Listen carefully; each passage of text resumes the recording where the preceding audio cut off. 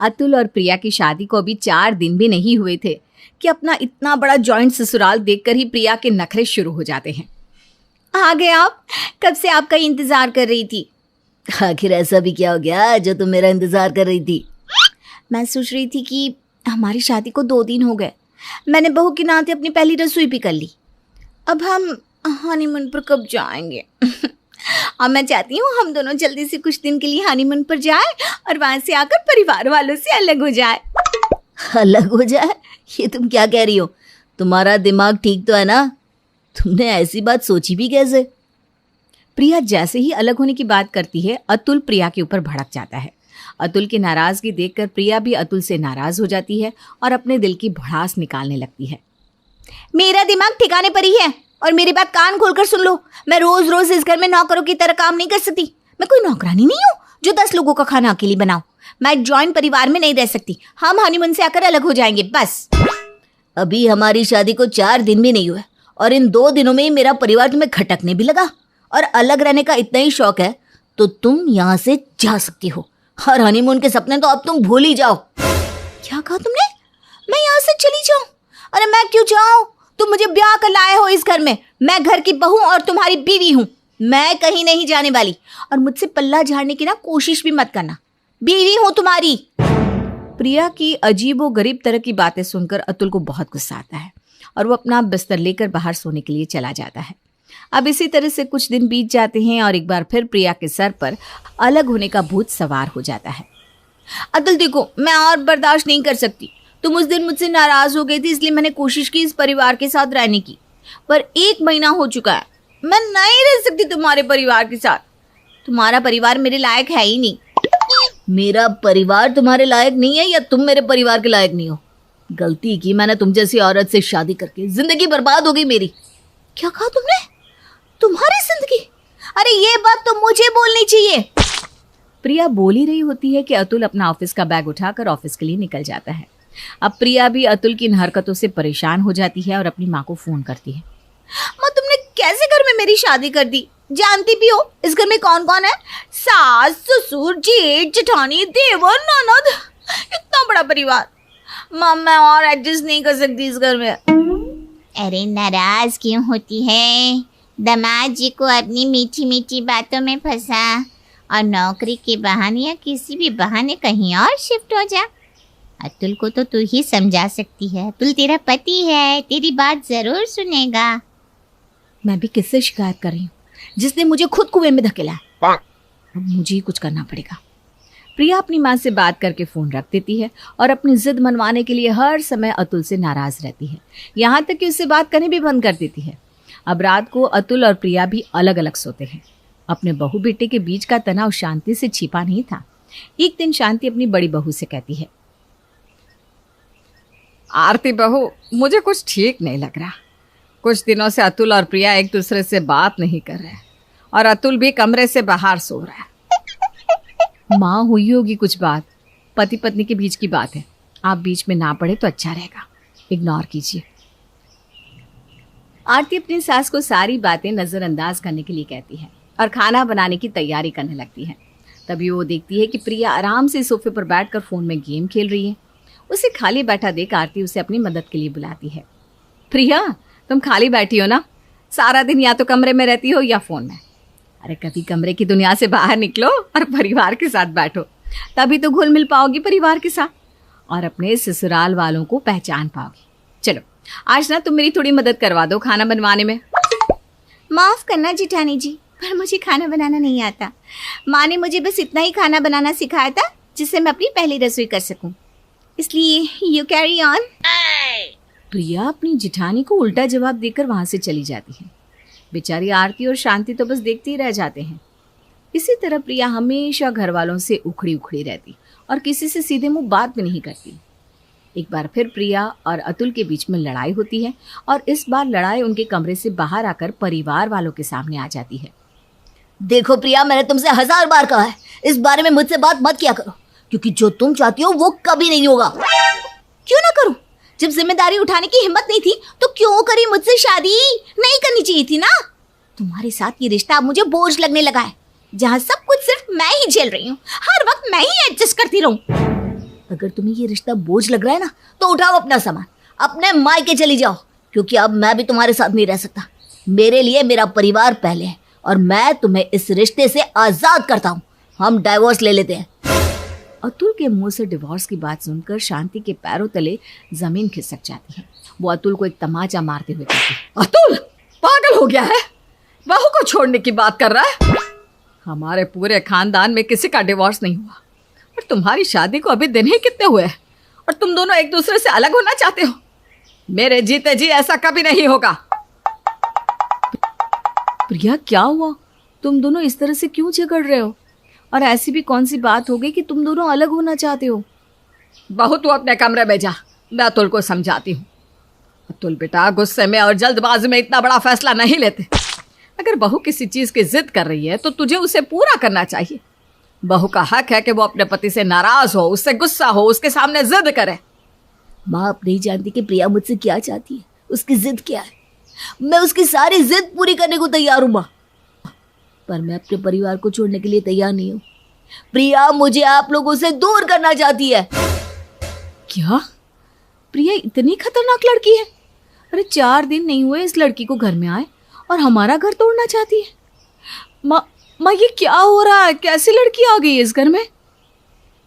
दीदी आप तो चुप ही रहो, आप ही मेरे पति के कान भरती हो ना, तभी तो वो इस परिवार से अलग नहीं होना चाहते और मैं इतने बड़े परिवार के साथ रह नहीं सकती। तुम सब शांत हो जाओ भगवान के लिए। इस घर की बड़ी मैं हूँ और मैं अभी जिंदा हूँ, इसलिए इस घर के फैसले भी मैं ही करूँगी। प्रिया बहू, तो हम सबसे अलग रहना चाहती है ना? ठीक है, जिसमें मेरी बहू की खुशी मैं उसी में खुश हूँ। वैसे भी सारे बच्चे अपने माँ बाप के साथ नहीं रहते। तुम दोनों जहाँ रहना चाहते हो रहो, पर हमेशा खुश रहो। और अतुल बेटा, ये तेरी जिम्मेदारी है कि तू बहू को हमेशा खुश रखे। पर माँ देख रही हो प्रिया, तुम अपनी जिस सास से नफरत कर रही हो, जिससे अलग होना चाहती हो, वो अब भी अपने बारे में ना सोचकर तुम्हारी खुशियों की परवाह कर रही है। अगर तुम्हें अब भी थोड़ी सी शर्म बची है ना तो अपनी इज्जत को छोड़ दो, क्योंकि अपने परिवार को छोड़ने के बाद मैं तुम्हारे साथ तो रहूँगा, पर मेरा दिल मेरे इसी घर में रहेगा, अपने परिवार के साथ। देखो प्रिया, मैं नहीं जानती कि तुम मेरे बारे में क्या सोचती हो, पर जब परिवार एक साथ रहता है तभी घर में खुशियाँ होती हैं। वो कहावत तो तुमने सुनी होगी, एकता में बल होता है। अतुल सामान पैक करने लगता है। अपनी सास की अच्छाई और उनकी बातें सुनकर प्रिया को अपनी गलती का एहसास होता है और उसे रियलाइज़ होता है कि उसे कितना अच्छा परिवार मिला है। इसके बाद प्रिया अपने घर वालों से माफ़ी मांगती है और अलग होने की अपनी सोच बदल लेती है। गोपी अपने माँ बाप की इकलौती संतान है। उसकी माँ चाहती है कि उसका बेटा उसके हिसाब से जिए और उन्हीं के हिसाब से शादी करे, इसीलिए उसकी माँ उसे पढ़ने बाहर भेजना नहीं चाहती। लेकिन गोपी किसी तरह बाहर जाने के लिए अपनी माँ को मना लेता है। कान खोल के सुन ले, पढ़ने भेज रही हूँ और कोई काम करने में मत लग जाना। दिमाग पढ़ाई के अलावा कहीं और नहीं जाना चाहिए, नहीं तो घर से निकाल दूंगी। हाँ मम्मा, तू टेंशन क्यों ले रही है? क्या तुझे लगता है तेरा बेटा तुझसे छुपा कर कुछ कर सकता है? हाँ हाँ, बहुत शैतान हो गया है तू। गोपी बाहर पढ़ने चला जाता है। दिन बीतने लगते हैं, लेकिन गोपी को उसके साथ पढ़ने वाली एक लड़की शिखा से प्यार हो जाता है और वो बहुत हिम्मत करके उससे अपने प्यार का इजहार करता है। मैं तुमसे बहुत दिनों से कुछ कहने की कोशिश कर रहा हूँ, लेकिन तुमसे हेलो बोलने तक की हिम्मत नहीं जुटा पा रहा था। अरे बाबा, यू कैन से, इतना क्या सोचना। I love you. मैं जब से इस कॉलेज में आया हूँ तब से तुम मुझे बहुत अच्छी लगती हो। मुझे भी ये पता है कि मेरे घर वाले इस रिश्ते को मंजूरी कभी नहीं देंगे, फिर भी मैं तुम्हें अपने दिल की बात बताना चाहता हूँ ताकि मेरे मन को सुकून मिल जाए। कम से कम मैंने कोशिश तो की, तुम्हें पता चले कि कोई तुम्हें कितनी शिद्दत से चाहता है। बाकी जो तुम कहो मुझे सब मंजूर है। गोपी अपने दिल का पूरा हाल शिखा को बता देता है। We can be friends, but उससे ज्यादा हमारे बीच कुछ नहीं हो सकता। मुझे सब चलेगा, कम से कम दोस्त बनकर ही मैं तुम्हारी जिंदगी का एक हिस्सा तो रहूंगा। मुझे उसकी भी खुशी है। शिखा और गोपी अच्छे दोस्त बन जाते हैं। दिन पर दिन उनकी दोस्ती गहरी होने लगती है और गोपी को यह एहसास होने लगा कि वो शिखा के बिना नहीं रह सकता। उधर कॉलेज पूरा होने पर गोपी को एक अच्छी जॉब का ऑफर आता है और वो जॉब ज्वाइन कर लेता है। पता नहीं अब हम कब मिलेंगे, ये फेयरवेल मुझे लाइफ टाइम याद रहेगा। I will also miss you. दोनों अपने होम टाउन चले जाते हैं। गोपी को देखकर उसके घर वाले बहुत खुश होते हैं। 2-3 दिन बीतने के बाद कमला कहती है, अब तो तुझे नौकरी भी मिल गई है और तेरी उम्र भी शादी लायक हो गई है। रिश्ते भी आने लगे हैं तेरे लिए। लड़की की तस्वीर देख ले, तिलक भी अच्छा खासा मिलेगा। मुझे अभी शादी नहीं करनी माँ, पहले 1-2 साल नौकरी कर लूँ, थोड़ी सैलरी और बढ़ जाए, तब जाके कुछ सोचूंगा शादी का। ठीक है, लेकिन याद रखना शादी मेरी मर्जी की लड़की से ही होगी। गोपी ये सुनकर थोड़ा डिस्टर्ब हो जाता है। उसे शिखा की याद आने लगती है। वो मार्केट निकल जाता है। मार्केट में उसकी नज़र शिखा पर पड़ती है और उसकी खुशी का ठिकाना नहीं रहता। उसी वक्त वो शिखा को कॉल करता है। अरे तुम मेरे शहर में क्या कर रही हो? तुम्हारा शहर? ये तो मेरा होम टाउन है। सच? हम दोनों एक ही जगह से हैं और ये बात मुझे अब तक पता नहीं थी। मैं तुमसे मिलना चाहता हूँ। अच्छा जी, तुम कहते हो तो मिल लेती हूँ। गोपी शिखा से मिलकर अपने घर वालों के बारे में सब कुछ बताता है। अच्छा हुआ, तुम्हारे साथ तो ऐसा ही होना चाहिए। कोई गांव की गवार को तुम्हारे पल्ले बांध देंगे ये लोग। मैं पागल थोड़ी ना हूँ जो किसी से भी शादी कर लूंगा। कुछ दिनों के बाद गोपी अपने जॉब पर वापस चला जाता है। शिखा और उसकी नजदीकियां बढ़ने लगती है। इसी तरह 2 साल बीत जाते हैं। कमला अपने बेटे की शादी के सपने देखने लगती है और एक दिन गोपी के लिए एक रिश्ता आता है। कमला गोपी को कॉल करती है। अरे एक बहुत अच्छा रिश्ता आया है, अब तो तेरे 2 साल भी पूरे हो गए। अपनी कोई अच्छी सी फोटो भेज दे, लड़की वालों को भेजना है। माँ, मुझे शादी नहीं करनी ऐसे कोई भी लड़की से।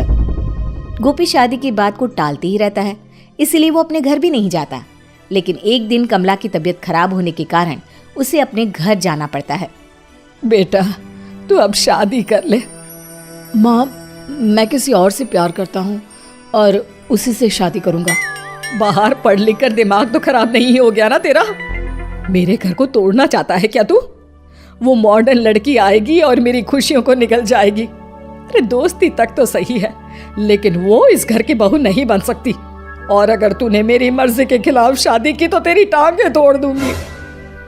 ठीक है माँ, फिर मैं कभी शादी ही नहीं करूँगा, उसकी याद में ही जिंदगी काट दूंगा।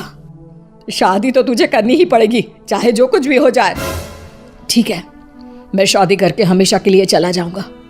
तू अपनी बहू को अपने पास ही रख लेना। गोपी वहां से चला जाता है और उसके दिमाग में ये चलने लगता है कि ऐसा क्या करे कि उसकी शादी ही ना हो। गोपी शिखा को कॉल करता है। शिखा, मैं अब तुम्हारे बिना नहीं रह सकता हूँ। तुमसे किसी भी कीमत पर शादी करना चाहता हूँ। मैं भी तुमसे प्यार करने लगी हूँ, wanna be yours forever। लेकिन तुम्हारे घर वाले तुम्हारे लिए लड़की देख रहे हैं, उसका क्या? तुम चिंता मत करो, मैं सब संभाल लूंगा, बस तुम मुझे संभालो। गोपी लड़की देखने के लिए हाँ कर देता है। अब रोज एक ना एक लड़की को कमला देखने जाती, लेकिन गोपी सब में कोई ना कोई ऐब निकाल कर मना कर देता। तुम्हें तो कोई लड़की पसंद ही नहीं आती है। किसी की नाक खराब, किसी के दांत, कोई काली है तो कोई नाटी। इस तरह करोगे तो शादी कैसे होगी? मम्मा, शादी तो एक ही बार होती है, तो लड़की अच्छी होनी चाहिए ना देखने में।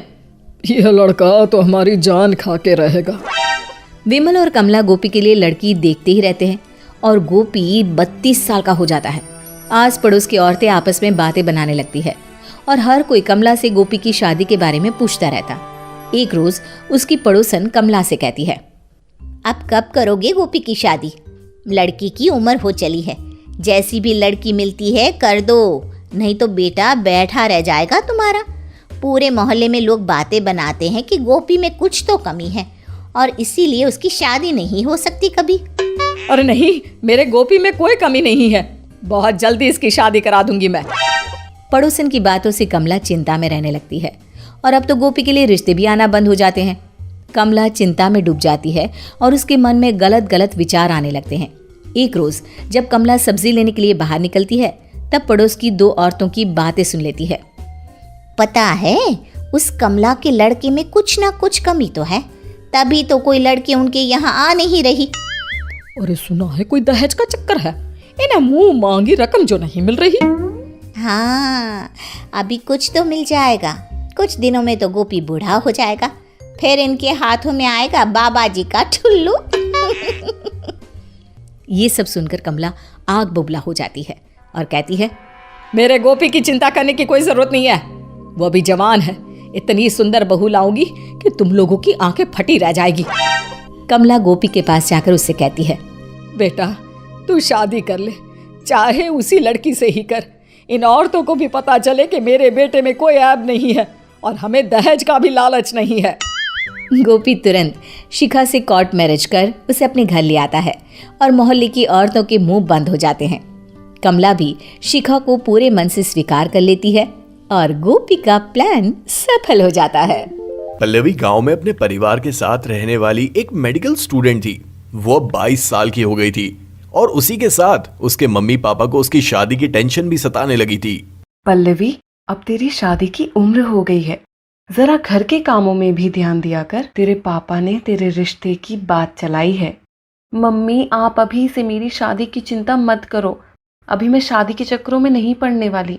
मैं कुछ नहीं जानती। अगर मुझे कल को कोई अच्छा लड़का मिल जाए तो मैं कल ही तेरी शादी कर दूंगी। पल्लवी बहुत अच्छे नंबरों से एग्जाम पास करती है। कुछ ही दिनों में उसे शहर के हॉस्पिटल में नौकरी भी मिल जाती है। नई जगह, नई नौकरी और नए अनुभव उसके इंतजार में थे। अच्छा मम्मी, मैं चलती हूँ। आप अपना ध्यान रखना। मैं छुट्टियों में घर आऊंगी। हाँ बेटा, तू भी अपना ध्यान रखना और खूब मन लगाकर काम करना। किसी चीज की जरूरत हो तो फोन कर देना। पल्लवी घर से निकल पड़ती है अपनी नई दुनिया में कदम रखने। 2 दिन बाद पल्लवी हॉस्पिटल ज्वाइन करती है। उसकी सीनियर मंजुषा उसे सब काम समझाती है और सारे स्टाफ से भी मिलवाती है, जिसमें उसके सीनियर डॉक्टर धीरज भी थे। लंबी और मजबूत कदकाठी, भूरी आंखें और चेहरे पर स्माइल।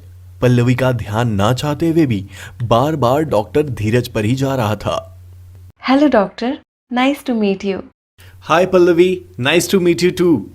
वाओ, ऐसे परफेक्ट लोग भी होते हैं। अच्छी जॉब, अच्छी लुक्स और बात करने का इतना अच्छा ढंग। मम्मी पापा मेरे लिए ऐसा ही लड़का ढूंढ लें तो कितना अच्छा होगा।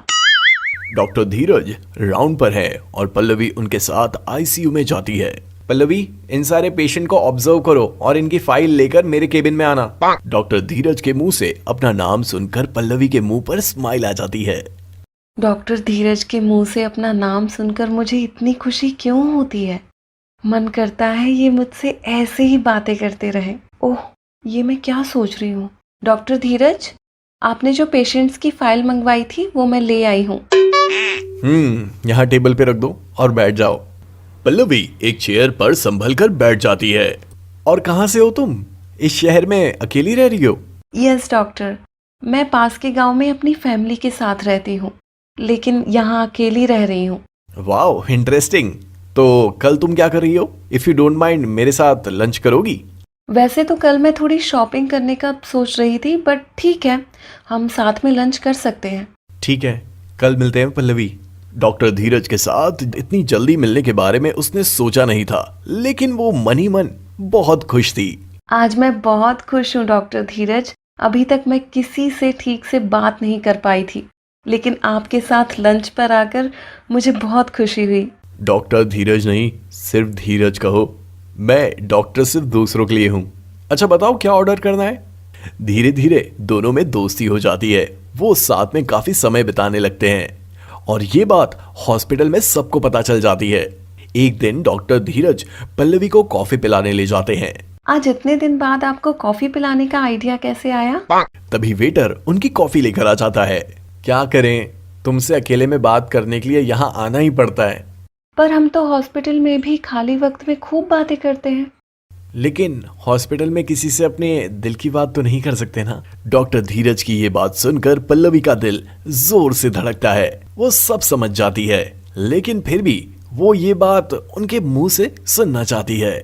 मैं तुम्हें बहुत चाहने लगा हूँ, बस तुमसे कह नहीं पा रहा हूँ। तुम्हें देखते ही मैं तुम्हारी बातों में खो गया था और अब मुझे तुम्हारी आदत सी हो गई है। ये कहते हुए धीरज पल्लवी को कॉफी मग में आइसक्रीम से बने हुए दिल पर चम्मच से एक तरफ तीर बना देता है। डॉक्टर धीरज के इस रोमांटिक स्टाइल से पल्लवी शर्म से लाल हो जाती है। I love you Pallavi. तुम जैसी लड़की मुझे आज तक नहीं मिली। जब से तुम मेरी जिंदगी में आई हो मैं बहुत खुश रहने लगा हूँ। मुझे कभी मत छोड़ना पल्लवी।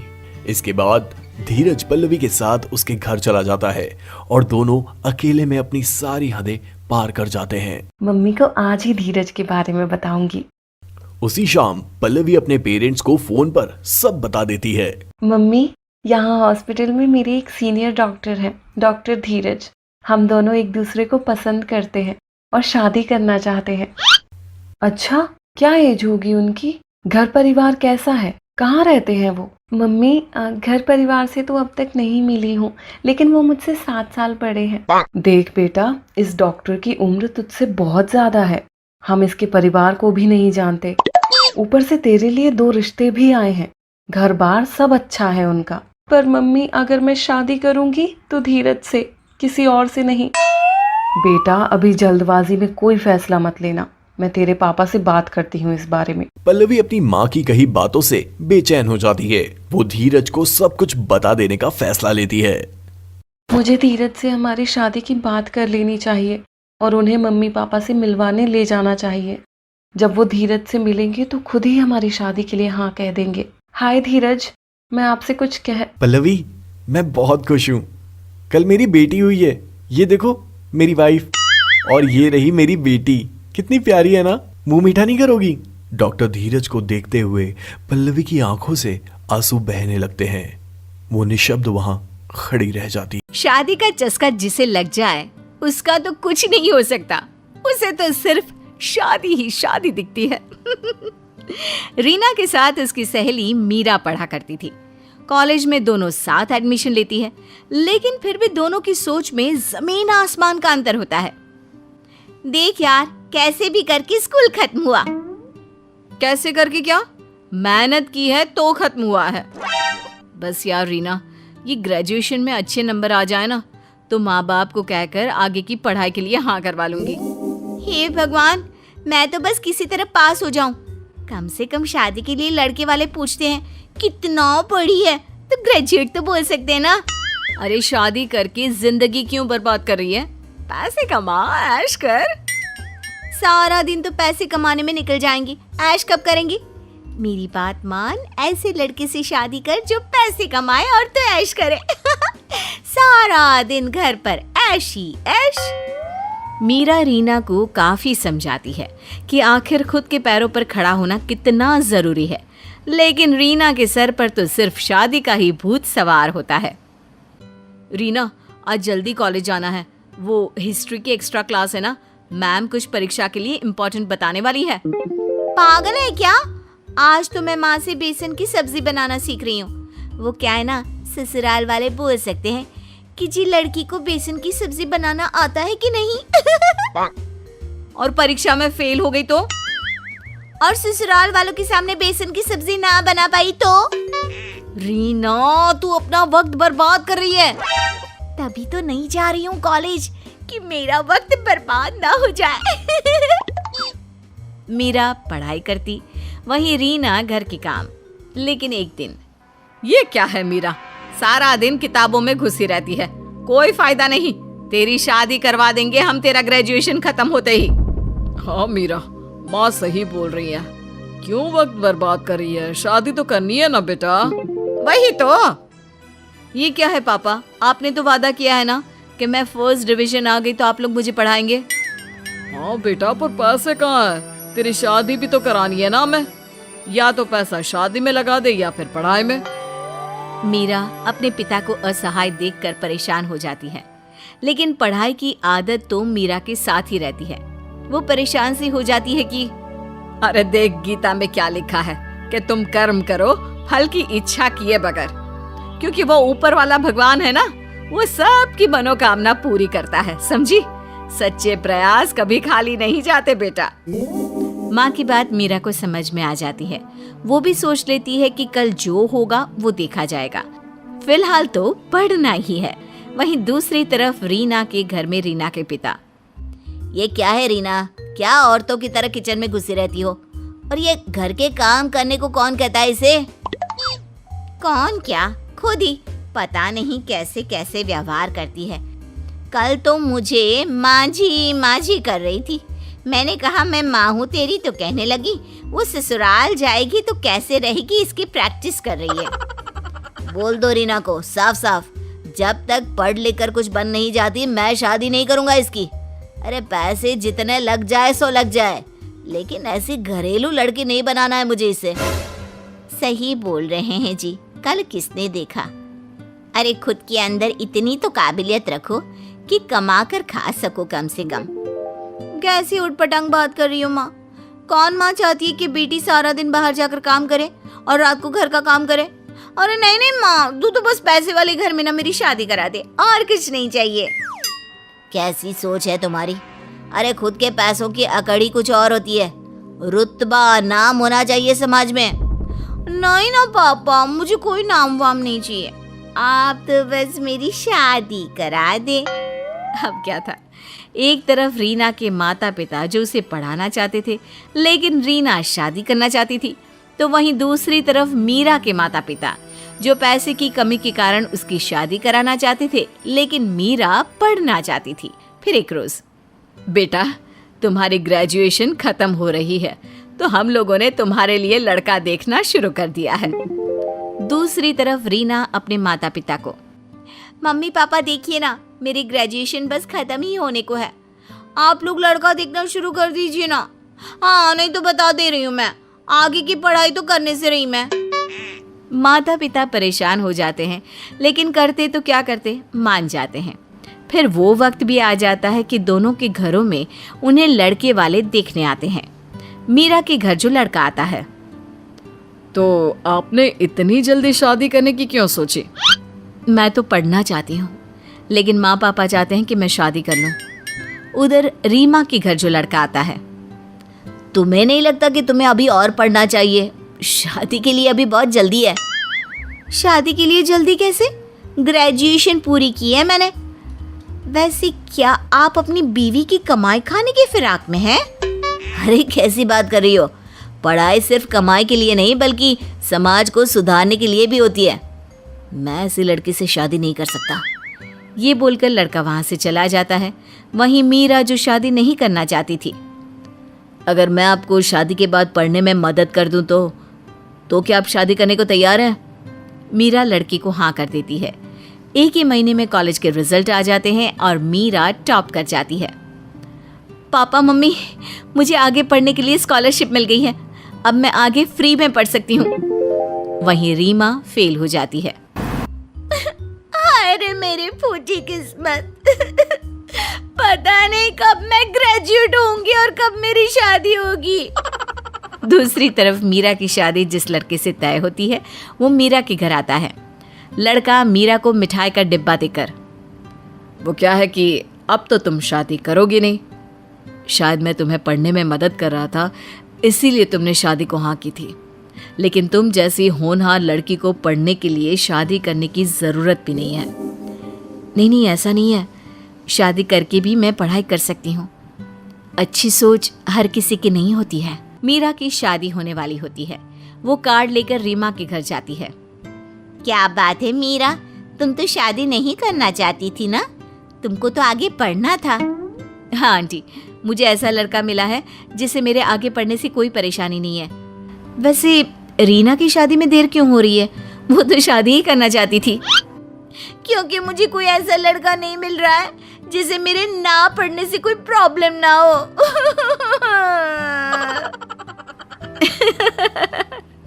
तो देखा, किसे क्या कब मिल जाए कोई कुछ नहीं कह सकता।